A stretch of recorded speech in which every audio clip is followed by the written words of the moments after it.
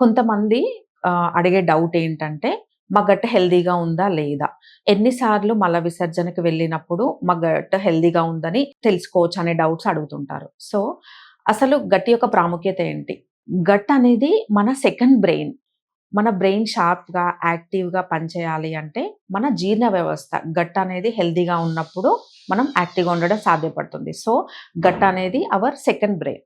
Gut హెల్తీగా ఉండడానికి తీసుకోవాల్సిన జాగ్రత్తలు. చాలామంది మన ఆహారపు అలవాట్లు ఇప్పుడు ప్రెజెంట్ చూసుకున్నట్లయితే మలబద్ధకంతో చాలామంది అప్రోచ్ అవుతుంటారు. సో, మలబద్ధకానికి రీజన్స్ ఏంటి? ఫస్ట్ థింగ్ ఈస్ మన food habits. And second thing is ఏదైనా డిసీజ్‌తో బాధపడుతున్న వాళ్ళలో మలబద్ధకం ఉండే అవకాశం ఉంటుంది. సో, ఈ రెండిట్లో డిఫరెన్షియేట్ చేసుకోవడం చాలా ఇంపార్టెంట్. మనం తీసుకునే ఫుడ్‌లో పీచు పదార్థాలు, ఫైబర్ ఇంటేక్ తగ్గినప్పుడు అండ్ విపరీతమైన జంక్, మైదా, వాటర్ ఇంటేక్ ప్రాపర్‌గా లేనప్పుడు మలబద్ధకం వచ్చే అవకాశం ఉంటుంది. ఇది న్యాచురల్‌గానే మళ్ళీ మనం ఫుడ్ హ్యాబిట్స్ చేంజ్ చేసుకున్నప్పుడు నార్మల్ అయిపోతుంది.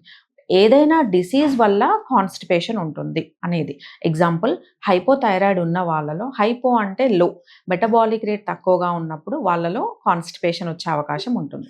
అండ్ సెకండ్ థింగ్ చాలా ఇయర్స్ నుంచి డయాబెటిస్‌తో సఫర్ అయ్యేవాళ్ళు ఇన్సులిన్ తీసుకున్న వాళ్ళలో కూడా గట్ అనేది హెల్తీగా ఉండదు. చాలా ఆబ్స్టినేట్ కాన్‌స్టిపేషన్ ఉంటుంది.